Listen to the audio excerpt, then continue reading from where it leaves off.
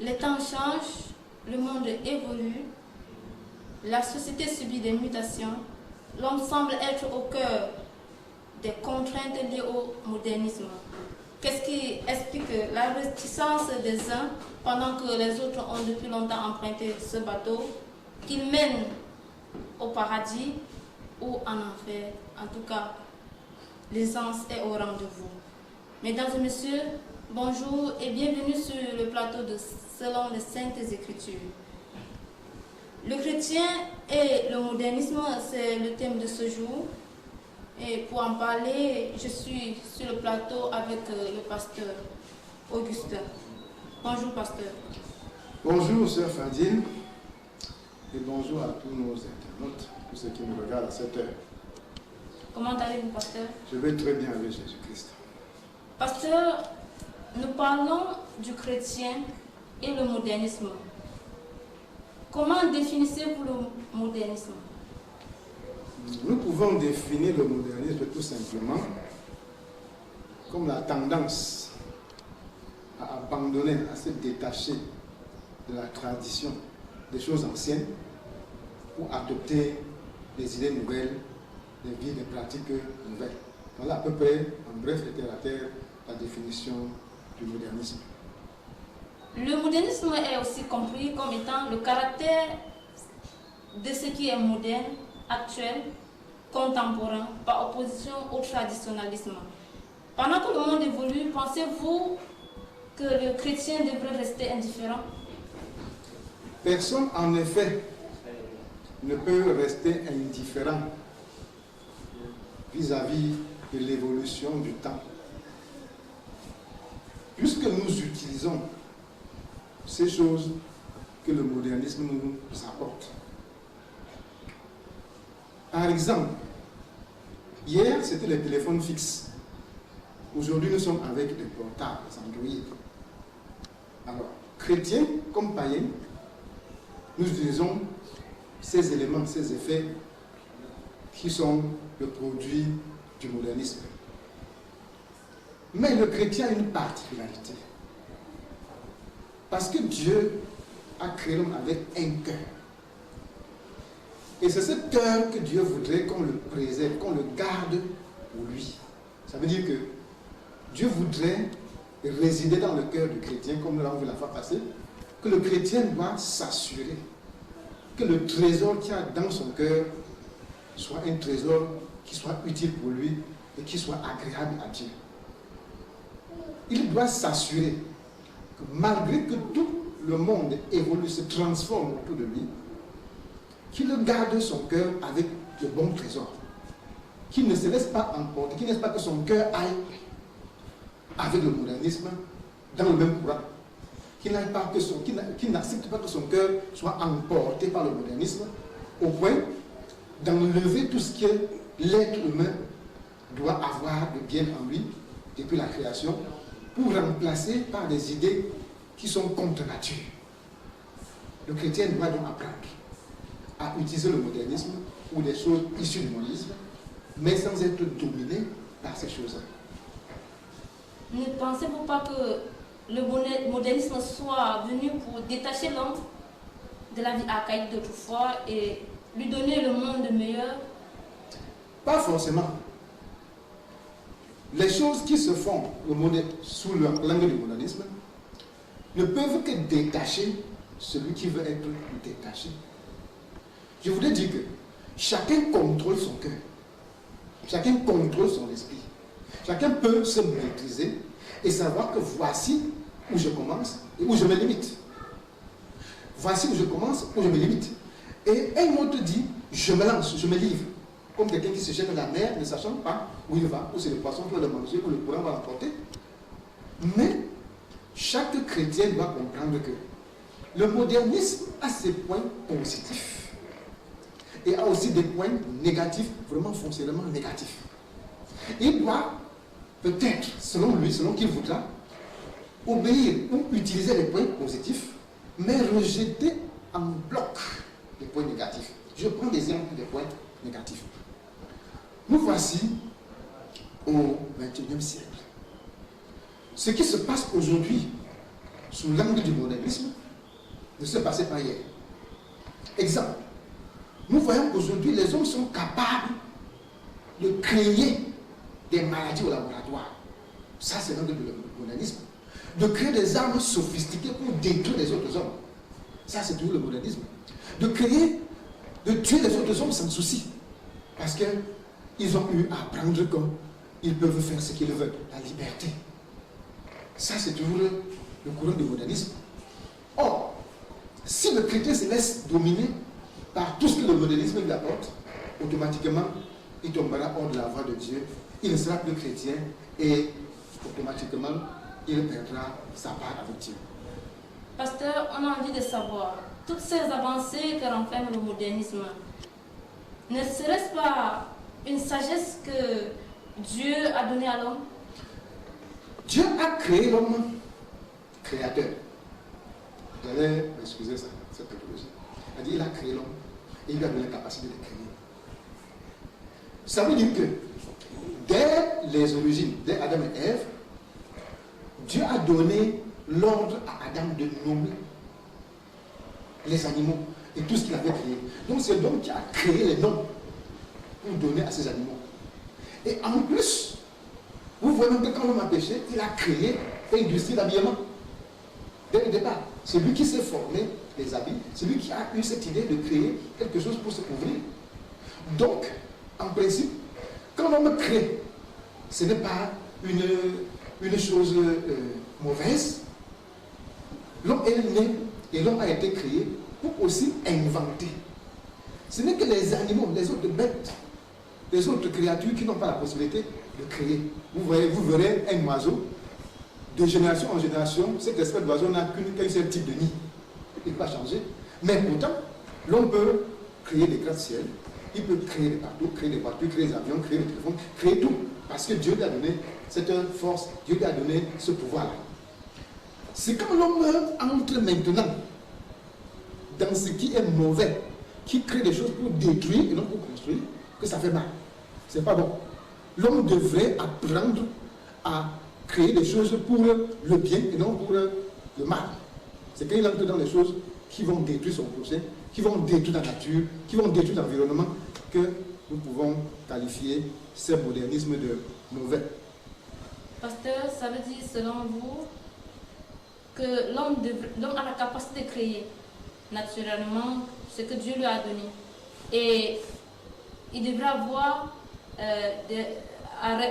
à respecter les normes de Dieu dans la création. Si je comprends bien. Effectivement. Ok.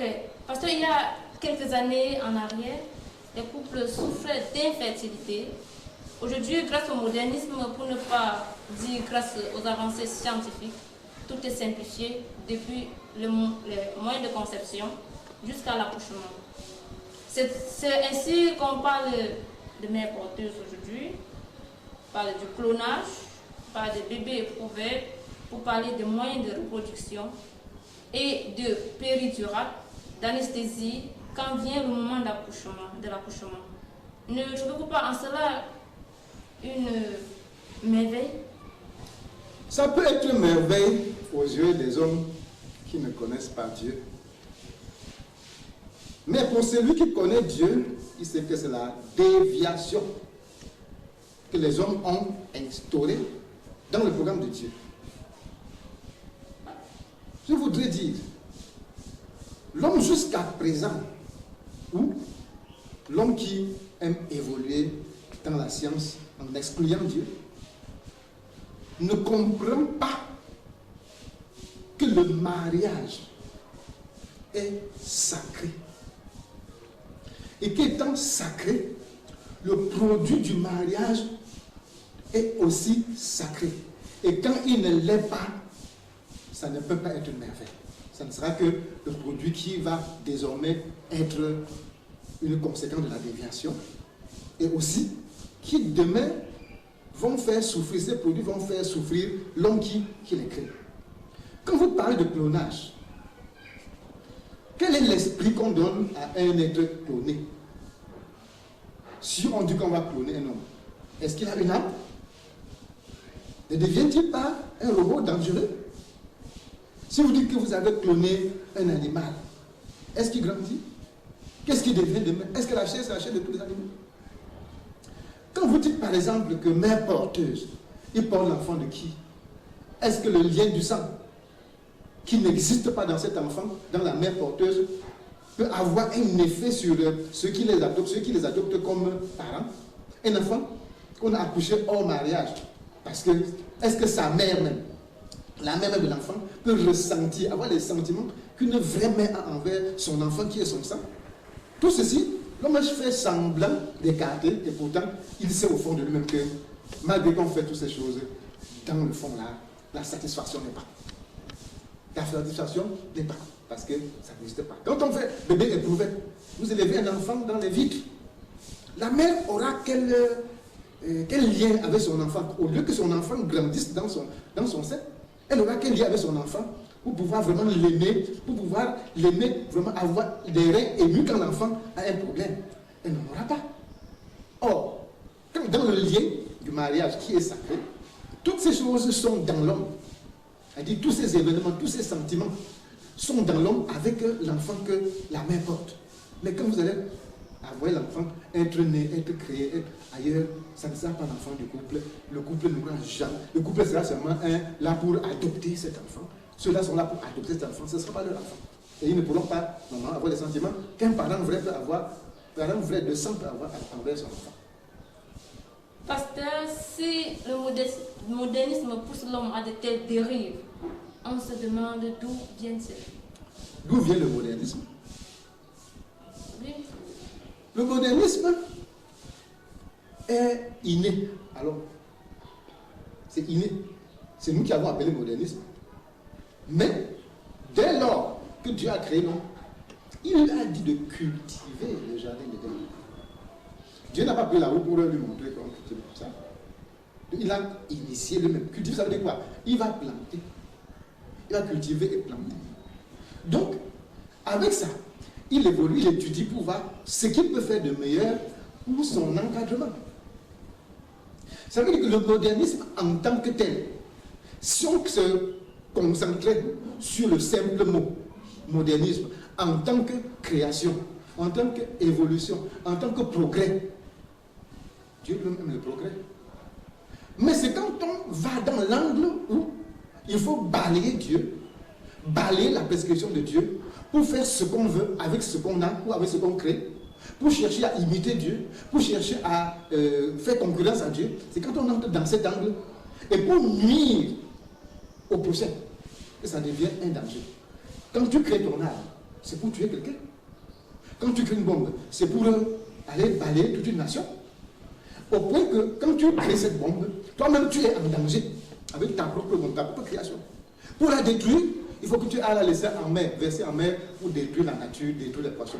Ou la faire éclater dans le désert pour polluer l'atmosphère. Ça veut dire que c'est mauvais quand c'est cet angle-là. Mais si le modernisme constituait le progrès de l'humanité, le progrès de l'homme dans la science, ça ne devient pas une mauvaise chose. Mais quand ça concerne le progrès négatif dans le mal, c'est là où le mal blesse. Pasteur, vous allez devoir m'excuser, je voudrais revenir sur le problème d'infertilité. Lorsqu'une femme qui a longtemps attendu de tomber enceinte par voie naturelle, trouve ce moyen qu'offre le modernisme pour pouvoir obtenir aussi un enfant qui lui appartient, n'est-ce pas une joie véritable pour la famille? C'est la perdition pour cette femme, c'est l'égarement. Selon vous, elle doit rester, le couple doit rester? Je n'ai jamais vu une femme qui a attendu plus que Sarah, la femme d'Abraham. Ça veut dire que c'est elle qui est pressée. Et c'est parce qu'elle s'est fiée à une voie d'égarement qu'elle peut être pressée et s'égarer davantage. Si la femme était en Dieu et qu'elle considère que ce que Dieu fait pour elle est bon, et qu'elle peut attendre de Dieu, que Dieu a des projets de bonheur, des projets de paix pour elle, elle prendrait du temps pour attendre, comme Sarah a attendu. Sarah n'était pas à notre époque, il ne connaissait pas ce qu'on appelle le mot modernisme, n'existait pas. Mais elle a su comment se confier à Dieu, et le résultat est venu à 90 ans. Elle a vu son enfant à 90 ans. Et aujourd'hui, les enfants de Sarah remplissent la terre. Elle dit que sa progéniture, sa postérité sa postérité remplit la terre. Parce qu'elle a su attendre Dieu. Mais dès lors qu'on a déjà à la base fauché le pas, dès lors que tu t'es déjà désorienté, que tu es déjà perdu, tu es obligé de te battre comme ça pour avoir un semblant de satisfaction sur la terre, mais qui ne sera jamais satisfaction totale. Ça ne sera pas celle que Dieu donne. La joie que Dieu donne est une joie où il n'y a pas vraiment d'épines, où il n'y a pas vraiment de comparaison. Mais si tu te satisfais toi-même, parce que tu as pris une voie de moralisme, c'est vraiment le forcing. C'est-à-dire tu forces à la joie, tu veux qu'on ne dise pas que tu veux à tout prix un peu te calmer aux yeux du monde, alors que quand tu souffres en toi, ça ne donne jamais la joie, ces choses, la joie que Dieu nous promet.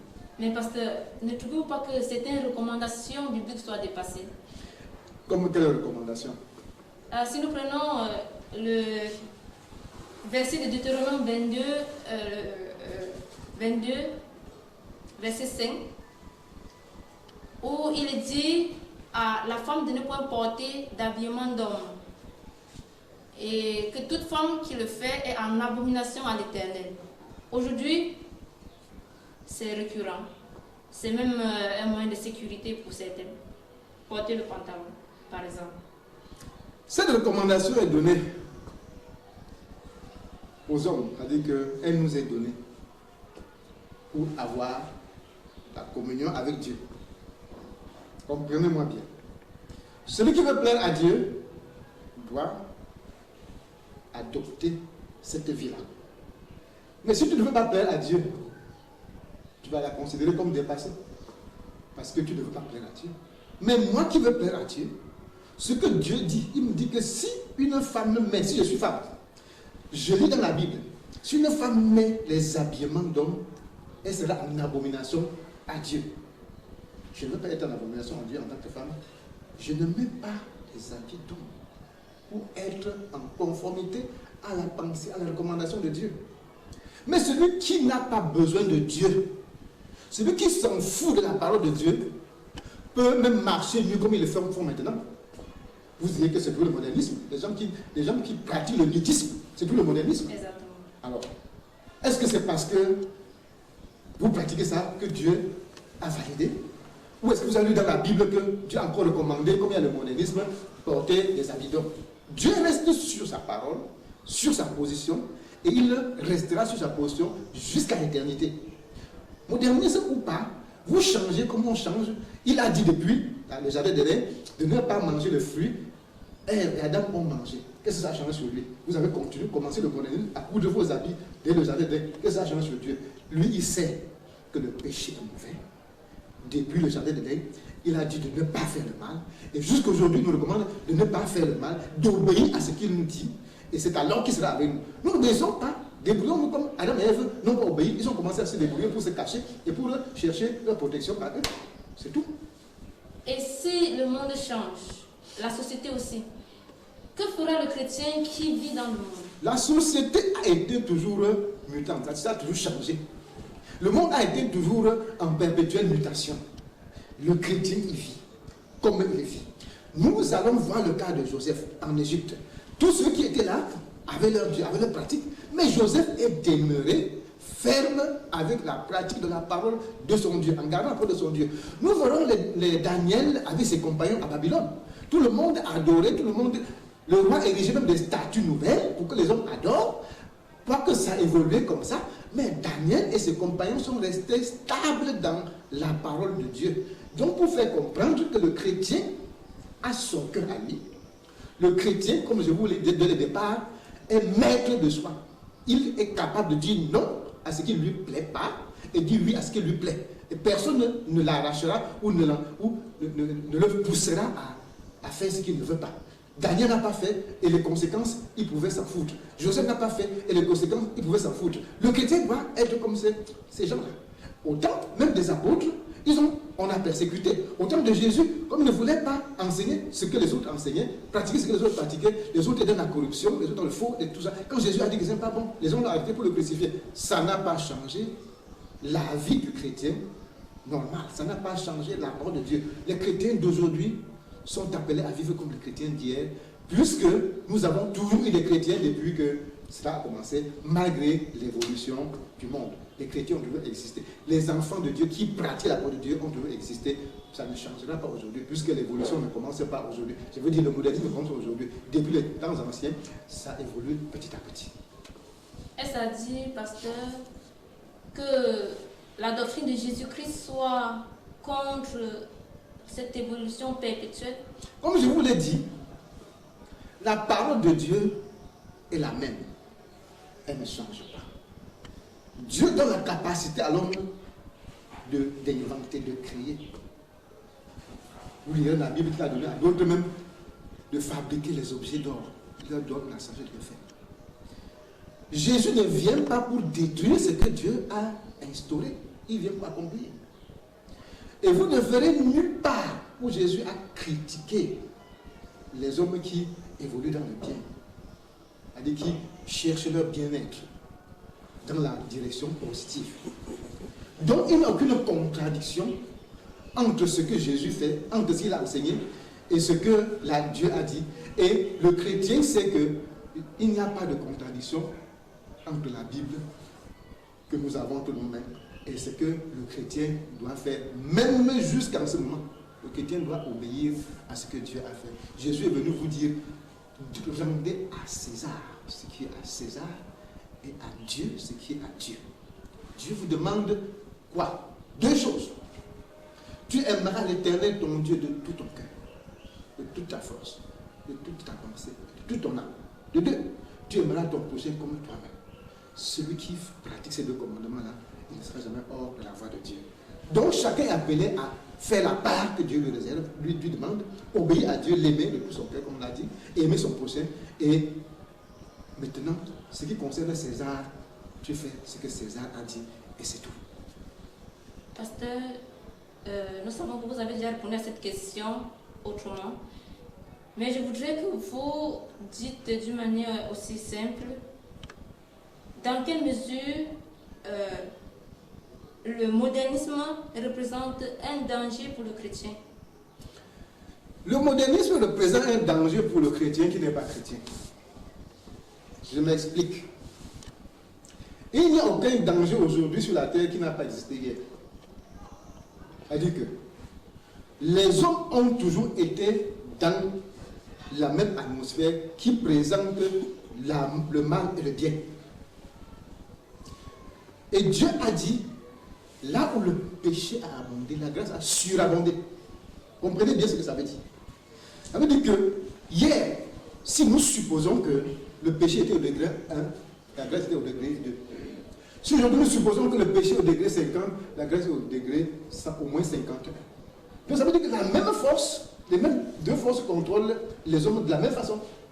Si Dieu a donné la force d'1 kilogramme aux chrétiens aujourd'hui et hier, parce que le péché était de 1000 kg, aujourd'hui, si le péché pèse 20 kg, Dieu te donne la force de 25 kg. Ça veut dire qu'il n'y a pas de changement. Le diable n'a pas changé. Il ne changera pas. Donc, les mêmes pions que le diable a utilisés dans le jardin d'Éden, c'est les mêmes pions qu'il a utilisés pour Jésus. Vous verrez que le diable veut mettre seulement le doute dans ce que Dieu t'a recommandé de faire. Au jardin d'Éden, Dieu a-t-il réellement dit?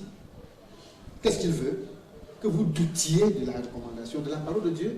Et là-bas, vous bifurquez. Dieu condamne le doute. Dieu, il sait bien que Dieu n'aime pas que tu doutes de lui. Parce que douter de lui, c'est vraiment le rendre impuissant, le rendre... Ça dit que c'est le dégrader. Quand Jésus vient, le même diable arrive. Si tu es fils de Dieu, vous voyez, le même doute, il faut que ça plane dans le cœur de Jésus en ce qui concerne sa personne. Et qu'il fasse ce qu'il n'a pas permis de faire. Qu'il fasse la démonstration pour montrer que même, pour vérifier, pour contrôler s'il est vraiment fils de Dieu. Donc ce n'est que le doute, même si les questions diffèrent. Le point culminant là, elle dit que le point que le diable voudrait atteindre, ce n'est que le doute, qui veut que tu ingères et la suite, il te balaie. Donc les mêmes pions que le diable a utilisés au temps d'Ève, c'est les mêmes pions qu'il utilise jusqu'aujourd'hui. Rien n'a changé sur les tactiques du diable. Les mêmes ruses, c'est les mêmes ruses que lui. La même malice, les mêmes forces qu'il utilise pour te distraire, c'est la même distraction qu'il utilise aujourd'hui. Donc en principe, le chrétien n'a vraiment pas à dire qu'il souffre aujourd'hui plus que se dire. Non, vous avez les mêmes tentations qui sont imposées à vos frères sur la Bible dans le monde entier, les mêmes choses. Il n'y a pas de différence. Merci, pasteur. Mesdames et messieurs, vous êtes sur Salvation Live. Nous vous disons merci de vous connecter à nous. Partagez le lien avec les autres autour de vous pour permettre que la parole de Dieu puisse aller au loin. À présent, nous prenons ce temps pour saluer nos internautes qui sont de l'autre côté, qui nous écoutent, à l'exemple de Léonard Degas, qui se trouve du côté des États-Unis, de Jules Tabakou, qui se trouve du côté de Dubaï, nos internautes du côté de Pakistan, du côté de la Côte d'Ivoire, comme Agathe Kwame, comme Daouda Sissé, comme le monsieur KRC. Bon. Merci d'être fidèles à nous sur Salvation Live. N'oublions pas ceux de Yaoundé, de Boulevard, de Bafoussam, même de Douala, tout en précisant que nous sommes à Douala, au Cameroun, plus précisément à Nubel, juste derrière le domicile du feu maire Femme d'Agobert. Si vous êtes à côté et que vous désirez communiquer directement avec nous, vous faites un saut et vous trouverez le pasteur Augustin. Pasteur, pour finir, qu'est-ce que vous pouvez dire comme dernier mot? Le dernier mot, je peux le tirer du livre de 1 Jean, chapitre 2, versets 15 à 17, où il est recommandé aux hommes, n'aimez pas le monde, des choses qui sont dans le monde. N'aimez pas le monde, des choses qui sont dans le monde. Celui qui aime le monde, l'amour du Père n'est point en lui. Car ce qui est dans le monde, la convoitise de la chair, la convoitise des yeux et l'orgueil de la vie ne sont point du monde, ne sont point de Dieu, mais du monde. Et celui qui aime le monde fait l'inimitié avec Dieu. Donc chacun doit comprendre que quand tu convoites ce qui est dans le monde, alors que c'est passager, ou bien toi-même tu vas passer, c'est à tes dépens. C'est toi qui perdras. Quand on n'aime pas le monde, ça veut dire qu'il cite bien ce qu'il ne faut pas aimer. Qu'il ne faut pas aimer convoiter les choses qui sont dans le monde. Qu'il ne faut pas aimer l'orgueil de la vie. Qu'il faut apprendre à s'abaisser devant Dieu, à suivre les instructions de Dieu pour avoir la vie éternelle et pour être heureux pour l'éternité dans le paradis. Voilà ce que je peux vous dire et salut à tous encore une fois de plus. Merci pasteur, salut à vous aussi. Et mesdames et messieurs, par la grâce de Dieu, compte tenu de l'immensité de ce thème et de l'édification qu'il donne, nous aurons à y revenir pour la prochaine édition. Nous vous disons merci et bon début de semaine à tous. Je suis Fadima Toufadi pour la présentation. Salut à tous.